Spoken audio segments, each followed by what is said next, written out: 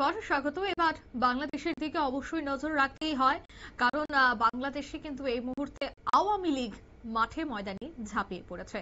শাটডাউনে বাধা দিলে পরিণাম এবার ভয়ঙ্কর হবে। ইউনূসকে সরাসরি এবার হুমকি দিলেন ওবায়দুল কাদের। আওয়ামী লীগ কর্মীদের ঐক্যবদ্ধ হওয়ার আহ্বান ওবায়দুল কাদেরের। মূলত দখলদার, অবৈধ ইউনূস সরকারের নির্মম নির্যাতন, হত্যা এবং আগুন, সন্ত্রাস ও মিথ্যা মামলা দেখিয়ে গণগ্রেফতারের প্রতিবাদে আজ এবং আগামীকাল বাংলাদেশে কমপ্লিট শাটডাউন। ইতিমধ্যেই আওয়ামী লীগের সভাপতি মুজিব কন্যা শেখ হাসিনা কর্মসূচি ঘোষণা করেছেন।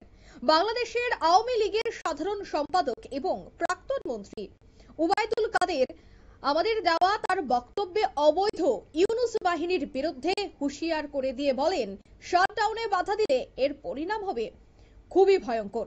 তিনি আরো বলেন, আগুন সন্ত্রাস করে আওয়ামী লীগের নেতা কর্মীদের দাবিয়ে রাখা যাবে না। কি বললেন ওবায়দুল কাদের, শোনাবো একবার। শাটডাউন চলছে, চলবে। শেখ হাসিনার নির্দেশে যতদিন না দখলদার অবৈধ সরকারের পতন না হবে, ততদিন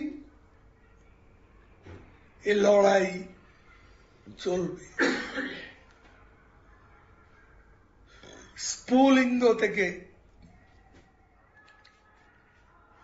প্রতিরোধের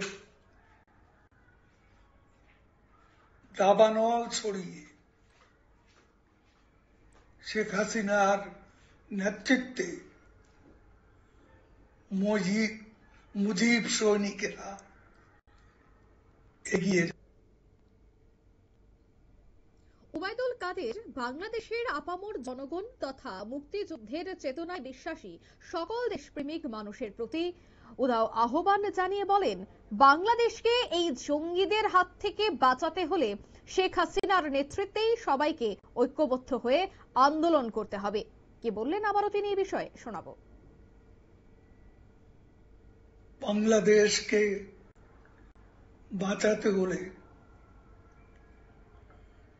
শেখ হাসিনার ডাকে সাড়া দিয়ে সমগ্র বাঙালি জাতি যারা মুক্তিযুদ্ধের চেতনায় বিশ্বাস করেন, তাদের আজ ঐক্যবদ্ধ প্রতিরোধ গড়ে তুলতে হবে। বাংলার মানুষ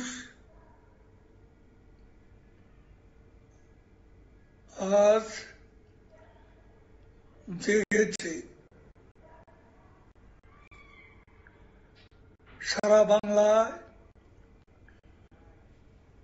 আজ জাগ্রত জনতা প্রতিরোধের জন্য প্রস্তুত। আর আগুন নিয়ে খেলবেন না।